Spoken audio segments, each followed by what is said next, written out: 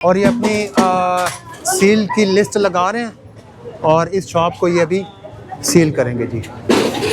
ये आप देख सकते हैं, ये अपना जो है ये देखें, ये इन्होंने शॉप के ऊपर वो सील की वो लगा दी है पर्ची और ये अभी इनकी दुकान सील हो गई है। ठीक है जनाब।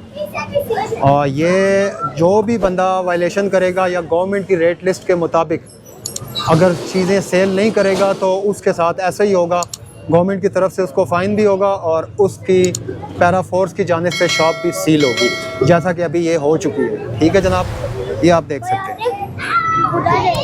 अभी इसके ऊपर सील लगाएंगे, पैरा फोर्स की तरफ से ये दुकान सील की जा रही है और अभी इसको ये क्लोज़ कर रहे हैं और इसको ये सील लगा रहे हैं।